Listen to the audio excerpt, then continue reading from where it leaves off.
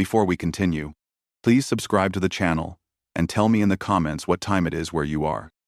It helps me see how far these stories travel and reminds me someone out there might need this one today. My name is David Miller. I am 66 years old, a retired field engineer from the Texas Plains. For months I planned a family vacation. The grandkids would remember. I wired $35,000 so everything would be simple. Flights, ocean suites, a rental van with room for car seats. The morning we traveled, the sky over Lubbock looked like a pressed shirt.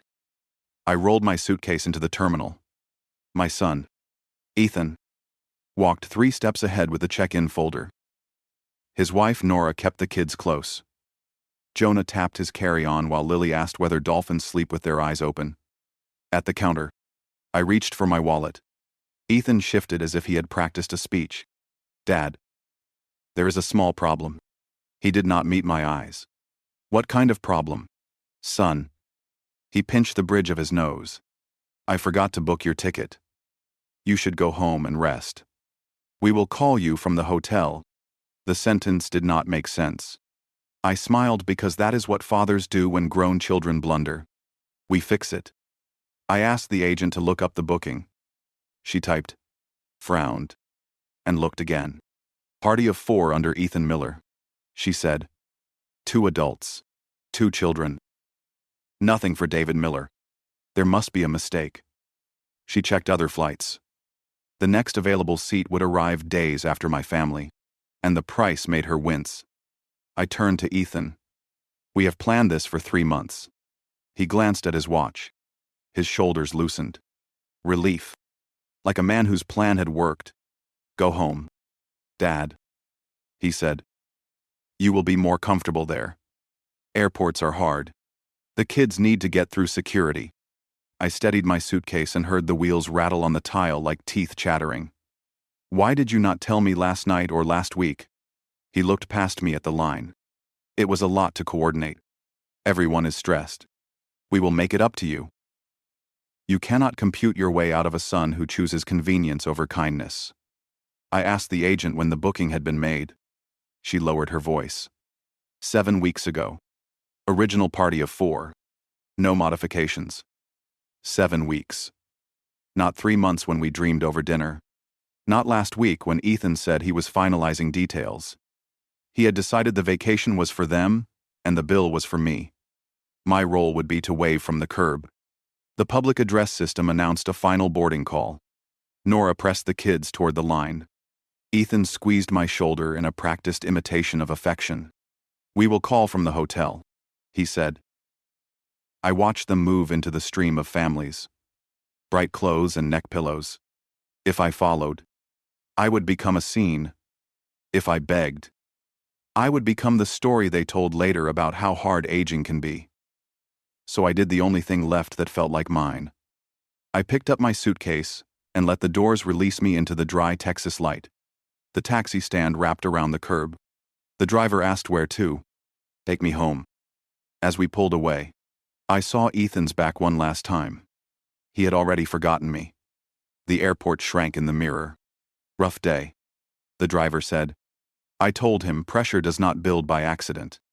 It builds because someone closes a valve. He laughed once and then went quiet.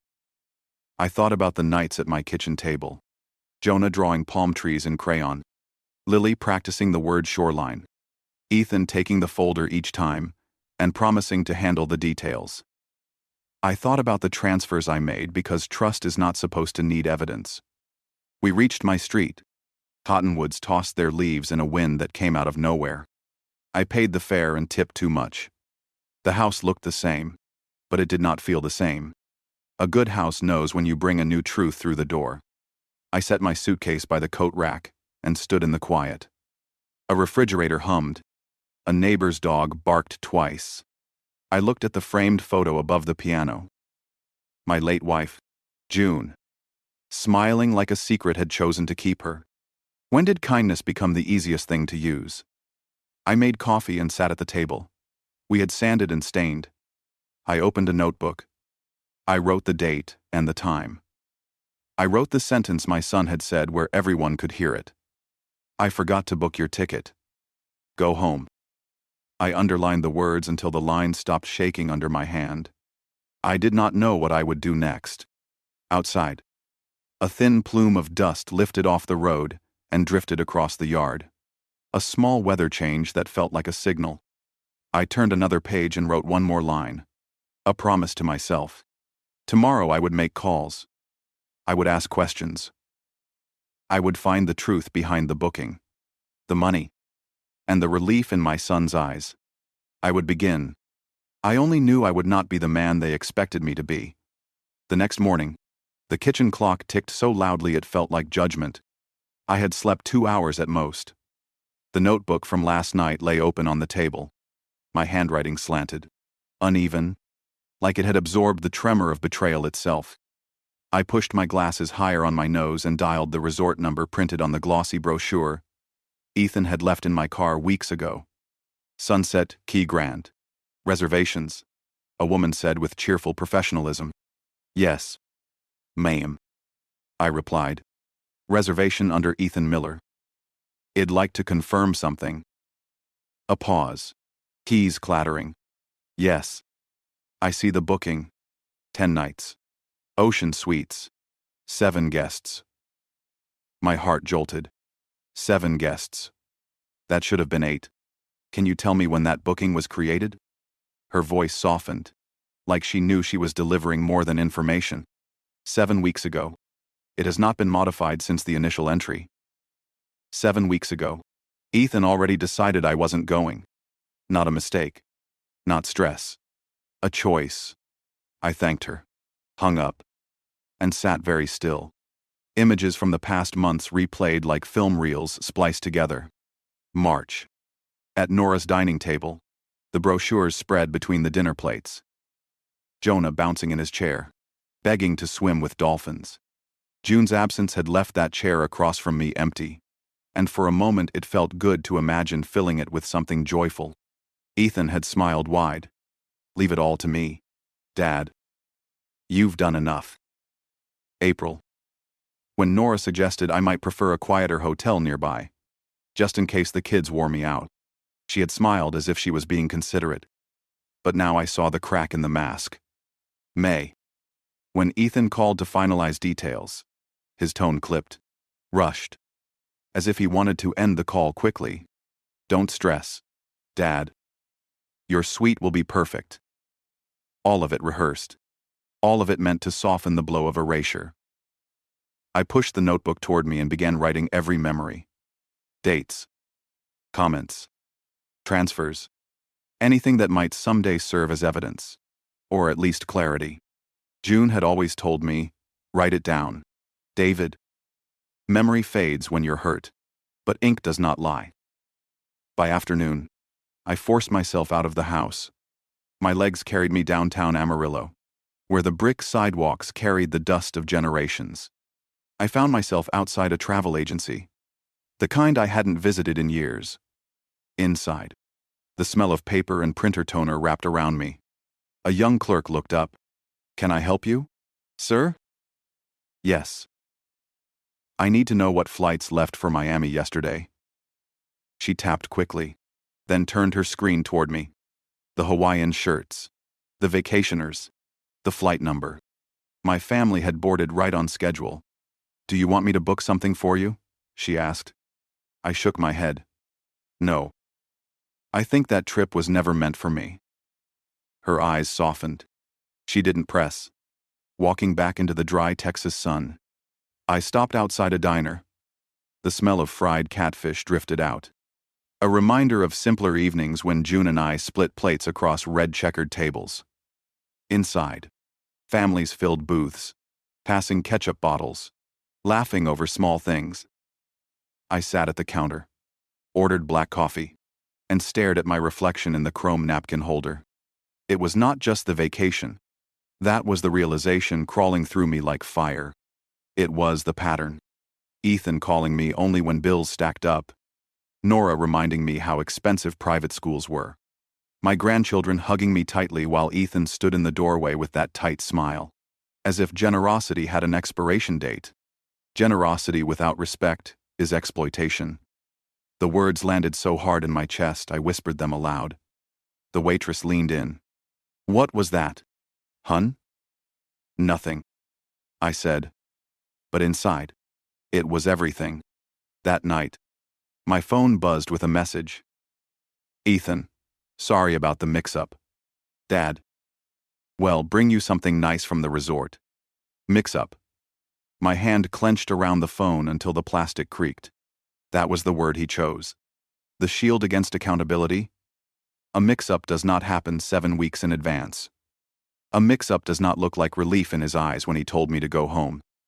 I set the phone face down. Sleep came in fragments again, filled with dreams of locked gates and voices fading down corridors. At dawn, I stood by the window and watched the horizon bleed orange. Texas sunrises never lied. They came whether you deserved them or not. At that moment, I knew this was not about missing a flight. It was about who they thought I was. Disposable. A wallet with a pulse. An old man who would pay and then stay quiet. I poured coffee into June's favorite mug, the one with a chipped rim. My hand steadied. If they wanted me to be silent, then silence would be my weapon. No shouting at the terminal. No angry voicemails. No begging for scraps of time.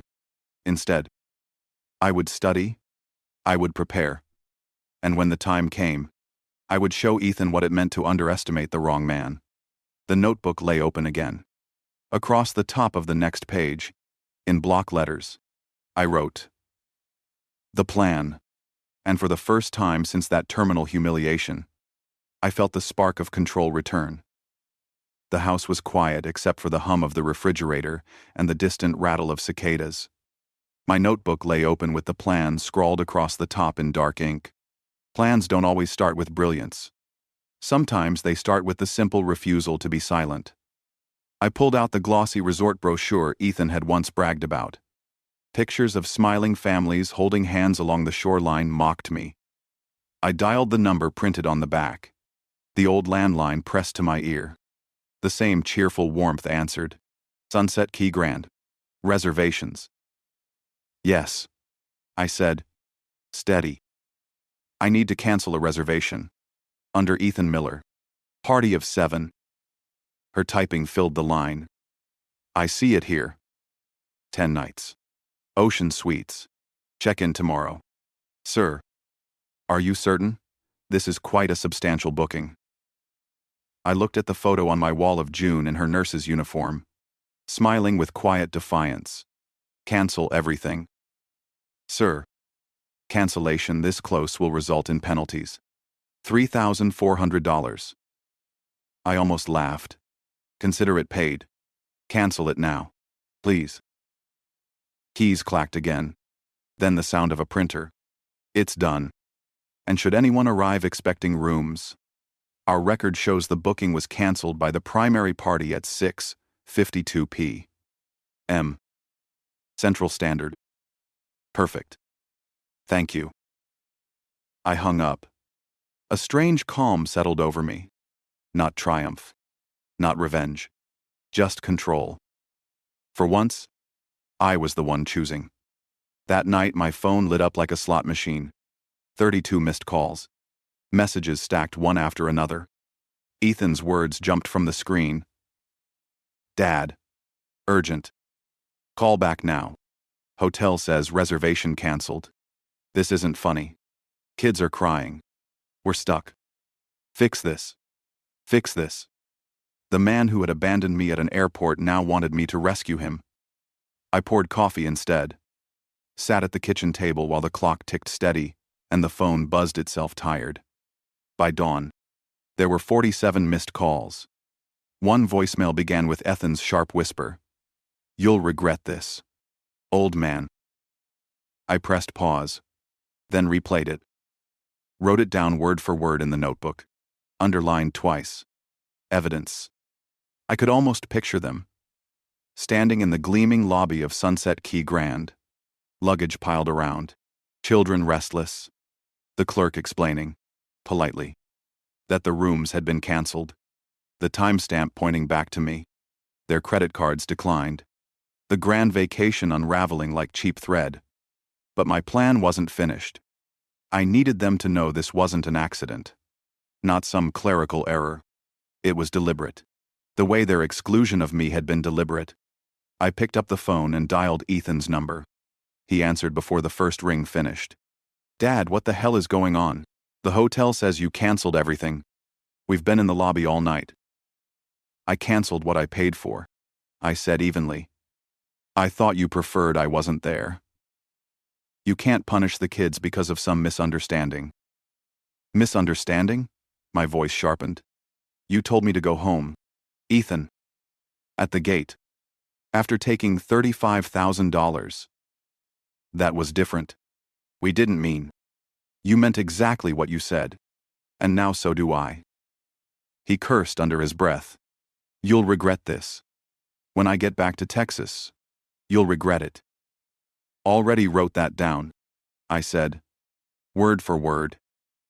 The line went dead. I leaned back in the chair, the leather creaking under my weight. June's words returned to me. "Kindness, mistaken for weakness, becomes a cage." I had lived in that cage too long, handing out checks, nodding along while Ethan's smile stretched thinner and thinner. Tonight, the lock was off. I drove into Amarillo that afternoon, the broad Texas sky spreading endless above me. At a stoplight, I glanced around. Families crossing streets, children tugging their parents toward ice cream shops. They all looked like the vacation I had imagined. For me, the destination wasn't palm trees. It was freedom. In town. I stopped at the stationery store, bought a pack of legal pads, 3 black pens, and a folder. Documentation, I told myself. If this battle continued, I'd fight with paper, not shouting. Back home. I sorted through the filing cabinet. Mortgage payments I had covered for Ethan. Utility bills. Credit card balances I had bailed him out of. Receipts for violin lessons and soccer uniforms for the kids. Line after line of quiet generosity. I added each to the folder, labeling it in bold letters, evidence. By evening, my phone lit up again. Another voicemail. Ethan's voice ragged with exhaustion. "Dad, we can't get another hotel. Everything's booked. The kids don't understand. Please just fix it." For a brief moment, my chest tightened. Jonah and Lily didn't deserve this. But I remembered the way Ethan's eyes had flickered with relief when he told me to go home. He had calculated that moment. He had bet on my silence. He had lost. I walked outside into the cool night air. The Texas plains stretched out in shadow, endless and solemn. Somewhere above, stars blinked steady, as if reminding me there was still order in the world. Even when family broke apart, I whispered into the wind, "This isn't revenge. This is justice." Inside, I closed the notebook. Tomorrow, I would take the next step. One that would ensure Ethan learned the meaning of consequences, not just for a week, but for a lifetime. The clock in the hall chimed once, and for the first time since the airport, I slept soundly. Morning light spilled across my kitchen floor, while my phone blinked with unanswered messages. I didn't open them right away. Instead, I poured coffee, sat at the table, and let the silence do its work. In that silence, Ethan's voice echoed, "You'll regret this, old man." Maybe he thought fear would drive me back into line. He didn't know that threats only sharpened my resolve. When I finally checked my phone, I scrolled through a timeline of collapse. 8:14 p.m. Florida time. Dad, call me back. Hotel says no rooms. 9:07 p.m. We're sitting in the lobby. Kids are crying. This isn't right. 11:02 p.m. We're trying to find another place. Everything's full. Please answer.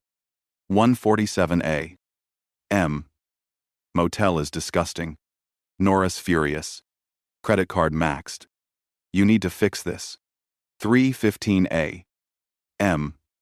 This isn't who you are. Don't ruin the kids' trip. 5:33 a.m. You'll regret this. Each message revealed the unraveling. I could almost see them. Jonah curled in a plastic lobby chair, his plastic dolphin toy slipping from his hand. Lily whining about being hungry. Nora snapping at Ethan, her patience fraying. The grand vacation dissolving into a sleepless night under fluorescent lights. I closed my eyes. Did I feel guilty? A little. But then the memory returned. Ethan at the gate. Relief in his eyes when he told me to go home. The cruelty of planning my absence for weeks. My guilt hardened into something else. Clarity. This was not punishment. This was consequence. Later that day, a voicemail from Nora arrived. Her voice tight. Each word cutting. David. This is beyond cruel. We had to take the kids to a roadside motel. It smells like mold. They're miserable. I don't know what you're trying to prove. But you've gone too far. Fix it now. Fix it. The same refrain. As if my only purpose was to clean up their chaos. I didn't call back. Instead, I opened the folder I had labeled evidence the night before. One by one, I spread papers across my desk. Bank transfers, credit card receipts, tuition payments, quiet rescues from the shadows. For years, I had been their safety net, a silent cushion that kept them from ever hitting the ground. I flipped to one particular statement from 2018. $6. $200 transferred to cover Ethan's mortgage when he'd forgotten to pay 3 months in a row. Another $3. $800 for Nora's medical procedure. Never once acknowledged. Tuition checks for Jonah's private school. Violin lessons for Lily. Sports gear receipts. Over $120. 000 across 15 years. And not one thank you that had survived longer than a week. June's words came back again. Like scripture, kindness mistaken for weakness becomes a cage. She had seen the cage long before I admitted it. She used to say, one day, David, you'll have to decide if you're giving or if you're being taken. I knew the answer now. That evening, while I watched the sun sink behind the cottonwoods, another voicemail came in. This one wasn't anger. It was desperation. Ethan's voice cracked. Dad, we can't find anywhere else. Everything's booked because of this stupid convention. We're stuck. The kids don't understand. Please we'll talk when we get home.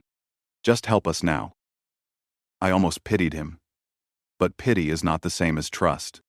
Pity doesn't erase betrayal. Instead of calling back, I dialed another number one I hadn't used in years.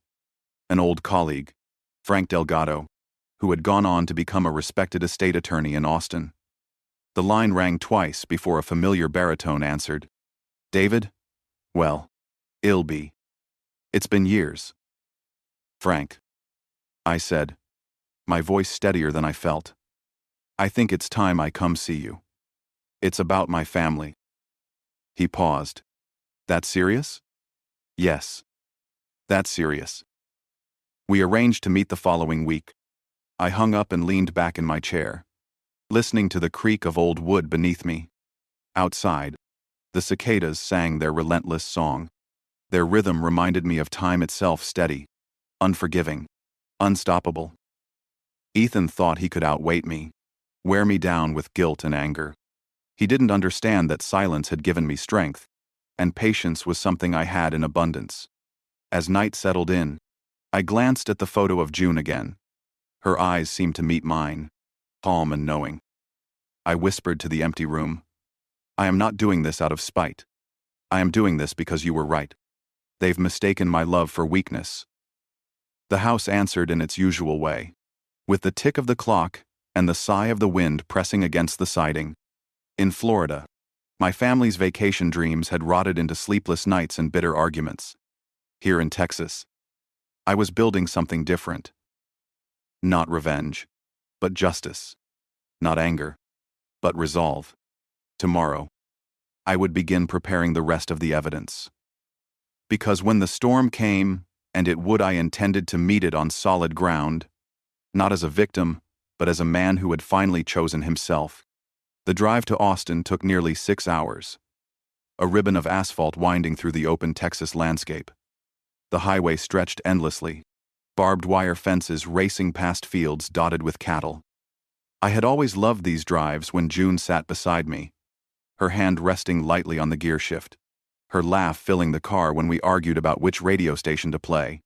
Today, the silence felt different. Not heavy, purposeful. I rehearsed what I would say to Frank Delgado, the attorney who had once helped settle a complicated land dispute for my oilfield company back in the 90s. He was sharp, fair, and impossible to intimidate. If anyone could help me sever the chains Ethan had wrapped around me, it was Frank. When I finally pulled into the parking lot of Delgado and Associates, the building gleamed with glass and steel, its modern lines a stark contrast to the dusty ranch roads I'd left behind. I straightened my blazer, gripped the folder labeled Evidence, and walked inside. Frank met me in the lobby himself, still broad-shouldered at 58, his salt and pepper hair cut neatly. "David Miller," he said warmly, extending a hand. "It's been too long." "Too long," I agreed, though my handshake carried a weight I didn't try to disguise. His office overlooked the Colorado River, sunlight glinting off the water. I set my folder on the polished mahogany desk and began laying out the papers. One by one, like cards in a game where the stakes were everything. Frank leaned forward, reading silently as I spoke. "Over the past 15 years, I've covered Ethan's mortgage payments, credit cards, tuition, even medical bills. More than $100,000 in all. Most without acknowledgement, none with repayment." He flipped through the statements, nodding slowly. "And this?" He tapped my notebook where I had written Ethan's words verbatim. "Voicemails. Threats." He told me. "You'll regret this, old man." He tried to force me back into his control after excluding me from a vacation I paid for. Frank studied me carefully. "And what do you want? David, be precise."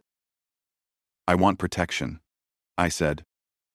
"I want to make sure Ethan never uses my kindness as a weapon again. And I want my estate to go to causes that deserve it, not to a son who sees me as a wallet with legs." Frank sat back, folding his hands. "Then we have 2 tasks. First, we create a new will that is legally ironclad. Texas law allows you to disinherit an heir if you can demonstrate exploitation or coercion. With the documentation you've brought me, we can do that. Second, we structure charitable beneficiaries so the impact of your life's work doesn't die with you." For the first time in weeks, I felt a deep breath move through my lungs without catching. We spent the next hour drafting the blueprint. The bulk of my estate land investments that had appreciated beyond what I ever expected. Retirement accounts from 4 decades in engineering. Savings bonds ID tucked away like acorns would go to 3 beneficiaries. The Texas Children's Literacy Fund, to buy books for schools that never had enough. The Amarillo Veterans Housing Project, to give men and women who had worn the uniform a chance at stability. An engineering scholarship at Texas Tech University, and to help kids who reminded me of myself. A boy who once believed knowledge was a way out of poverty. Frank scribbled notes as I spoke, nodding with approval. "These choices show intention. Courts look for clarity. You're not cutting Ethan out on a whim. You're redirecting your legacy with purpose." We paused as his assistant entered with water and a small recorder. Frank explained. "Well, document this meeting on video. Your voice, your reasoning, your clarity.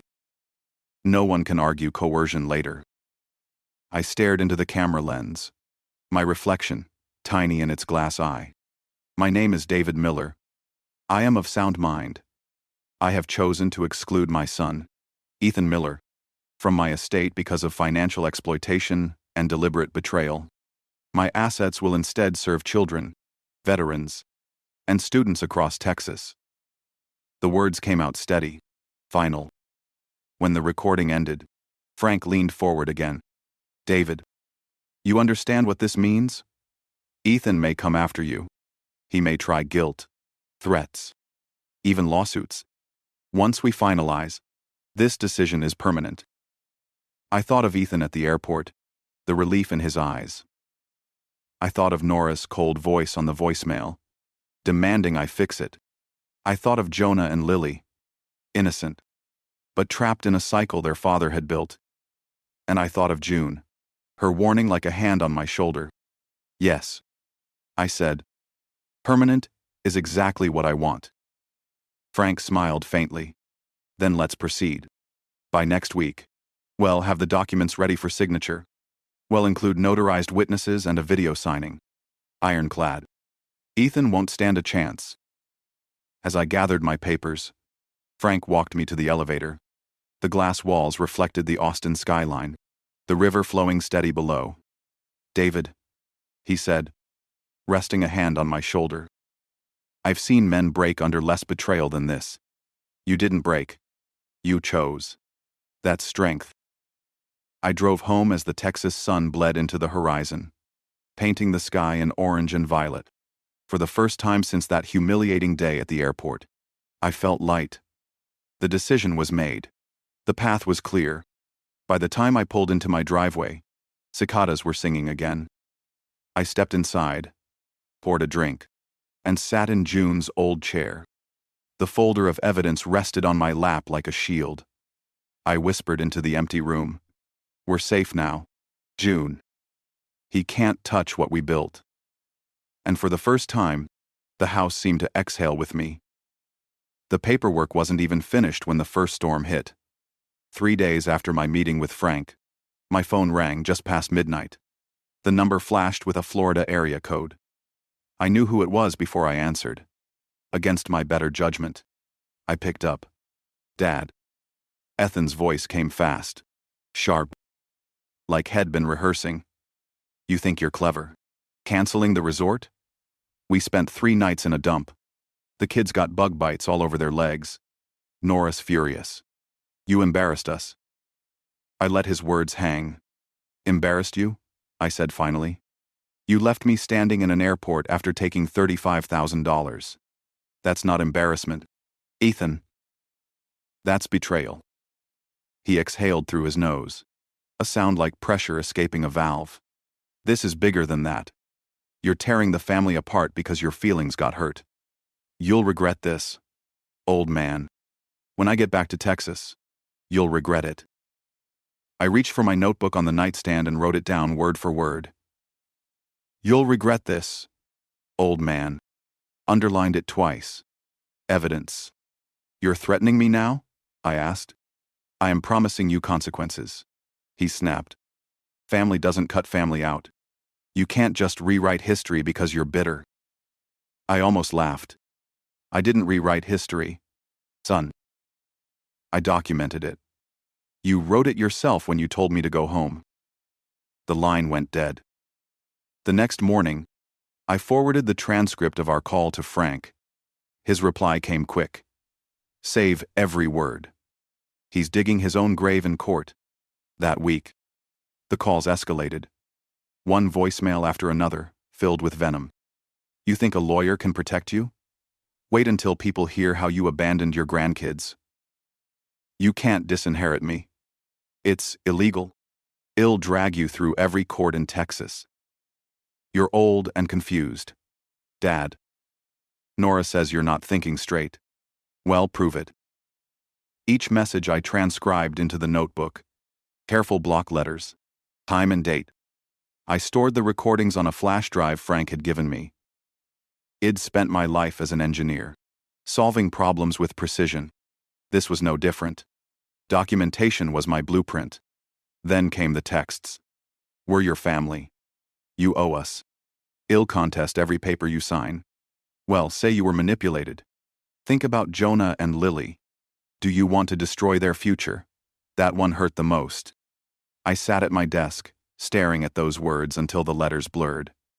The children were innocent, but every penny funneled through Ethan would disappear into his debts, his entitlement. Their future would be safer in scholarships and community projects than in his hands. I wrote back only once. I will no longer finance betrayal. Stop contacting me unless it's respectful. The silence that followed was brief. By evening, another voicemail arrived. Ethan's voice had lost its practiced calm. Fine. Play hardball. But when I get back, well, see who's really in control. Control. That was the word he chose. 2 days later, a certified letter arrived. A demand drafted in some cut-rate Florida law office. It accused me of wrongfully interfering with family financial agreements and hinted at seeking damages. I carried the envelope straight to Frank's office. He skimmed it, chuckled, and set it aside. This is bluster, David. They don't have a leg to stand on. Let him waste his money on amateurs. But he's not done, I said quietly. Frank leaned back in his chair, steepling his fingers. Of course not. Men like Ethan never quit until the well runs dry. But you've built a dam. The will is nearly finished. Once it's signed, notarized, and recorded, his threats become empty noise. That night, I sat in June's old chair, listening to the wind batter the windows. My phone buzzed again on the table. I didn't answer. Instead, I opened the notebook and flipped through pages of evidence. Dozens of entries, each one a brick in the wall I was building. My hand paused on the first line from the airport. I forgot to buy your ticket. Go home. From that sentence, everything else had unfolded. The collapse in Florida, the threats, the legal fight brewing on the horizon. The house creaked in the wind. I whispered into the quiet. You thought you had control, Ethan, but you don't even realize the fight you've picked. The phone buzzed again. I turned it face down. Let him scream into the void. Because tomorrow, I would drive back to Austin. Tomorrow, I would put pen to paper and make everything permanent. And for the first time since this began, I felt no anger. Only resolve. The arrivals hall at Dallas-Fort Worth buzzed with its usual chaos, suitcases rattling across tile, overhead announcements in clipped voices, children shrieking after weeks away from routine. I stood near the sliding glass doors, steady as a fence post planted deep. At my side, attorney Frank Delgado adjusted the leather portfolio tucked under his arm. Inside lay my new will, notarized, witnessed, recorded, ironclad.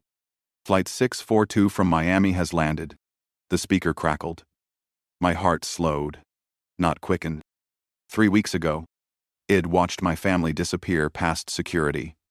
Today, I was waiting to greet them back, not as the old man they'd discarded, but as the man they had underestimated.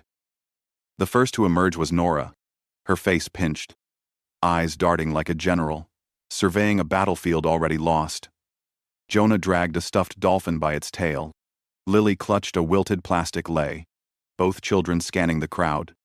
Behind them came Ethan, his shirt wrinkled, his vacation tan unable to mask the shadows under his eyes. He spotted me instantly. His stride faltered. Jonah broke free first. "Grandpa," he shouted, barreling into my legs. Lily followed, arms tight around my waist. "We missed you so much," she said, her voice muffled against my coat. I bent to hug them, inhaling the innocence of childhood that hadn't yet learned betrayal. Over their heads, I met Ethan's eyes. He froze mid-step, the swagger gone. His gaze slid from me to Frank, and then to the envelope in Frank's hand. Realization dawned, draining the color from his face. "Dad," Ethan said flatly, his voice carrying just enough edge to cover the tremor beneath. "What are you doing here?"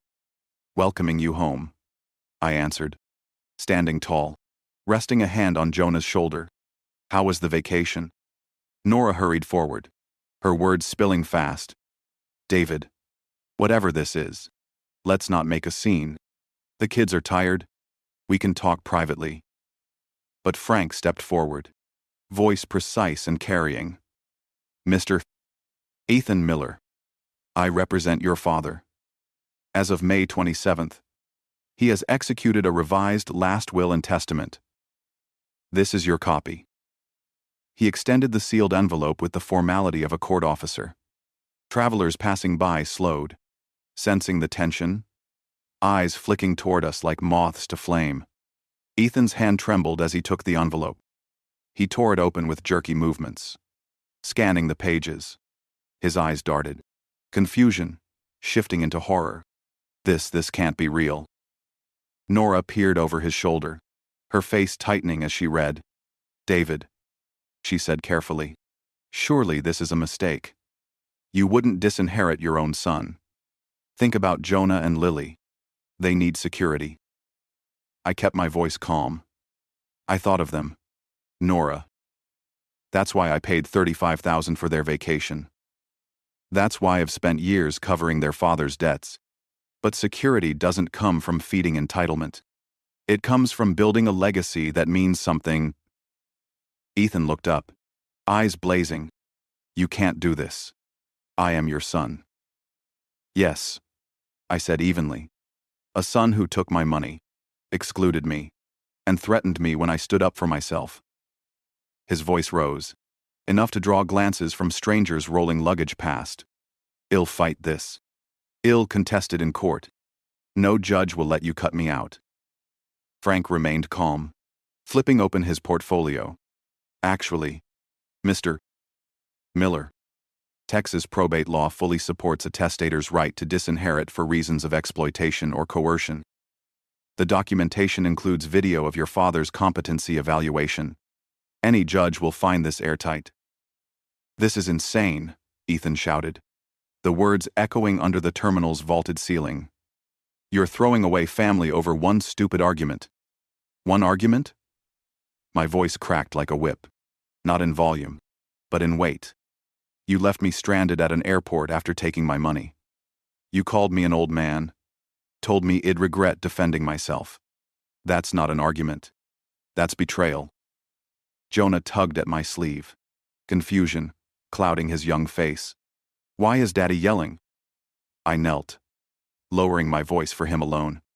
Sometimes grown-ups make mistakes. Jonah. Mistakes that have consequences. Behind me, Nora hissed at Ethan. Keep your voice down. People are staring. But Ethan didn't care. This isn't over, he snarled, shoving the papers back into the envelope. You think some lawyer can erase me? I'll make sure everyone knows what you've done. I straightened slowly, letting the moment hang. Tell anyone you like. Ethan. The truth doesn't fear the light. Frank closed his portfolio with a decisive snap. Our business here is concluded, he announced. Mr. Miller. Shall we?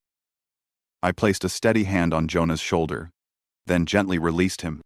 Take care of yourself, buddy, I said softly. He hugged me once more, confusion radiating from him.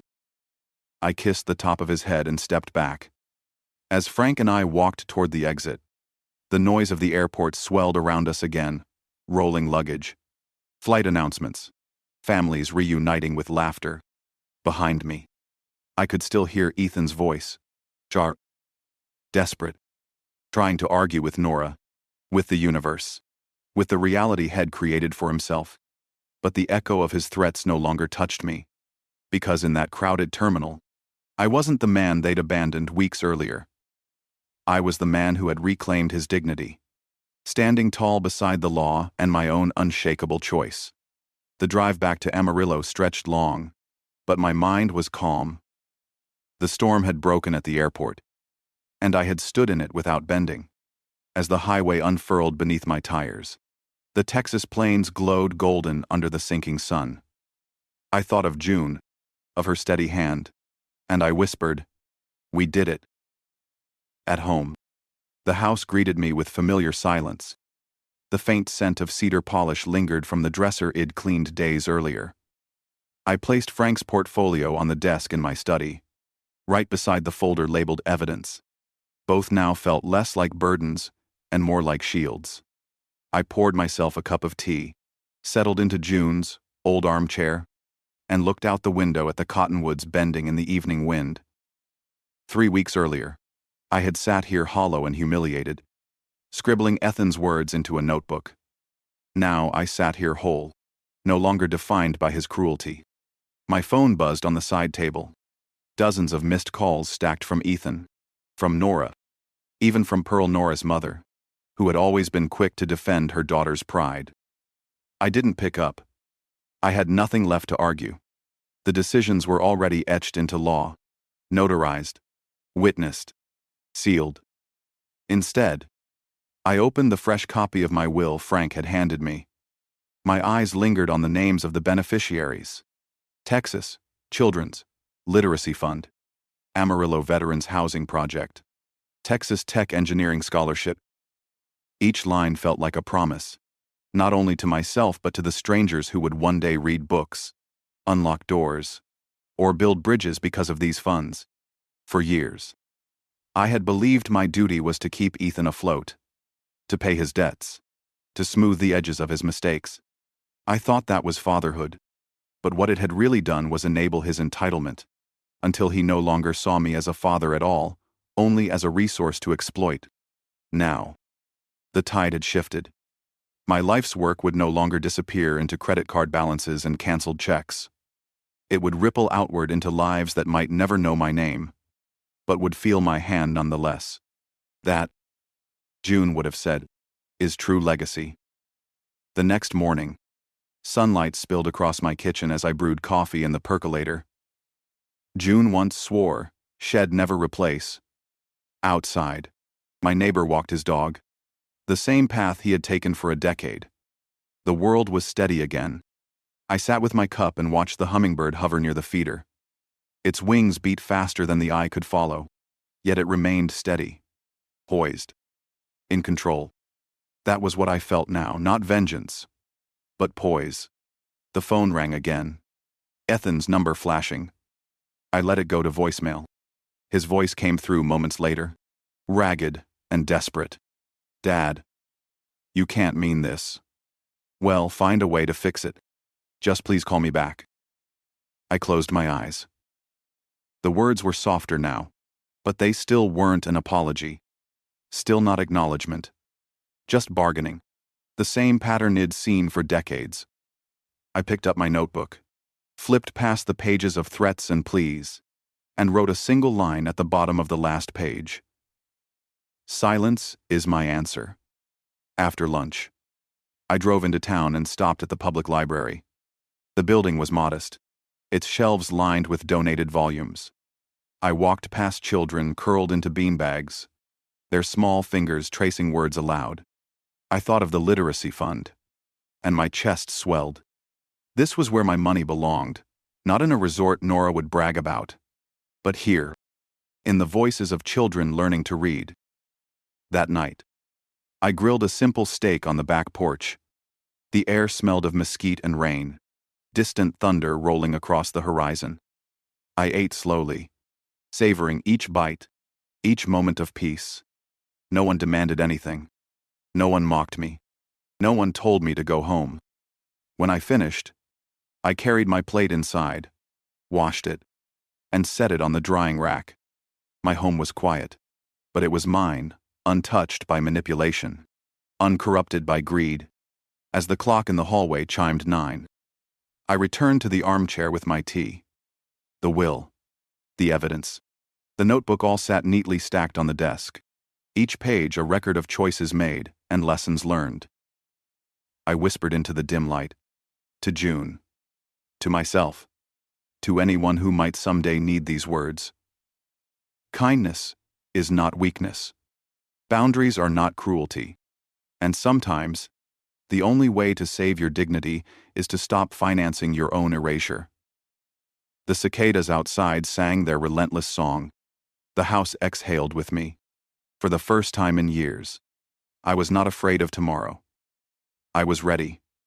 I once believed that the measure of a good father was how much he gave. Tuition payments, mortgage bailouts, medical bills quietly covered. I thought sacrifice was love. But what I learned is that when generosity isn't met with respect, it becomes fuel for manipulation.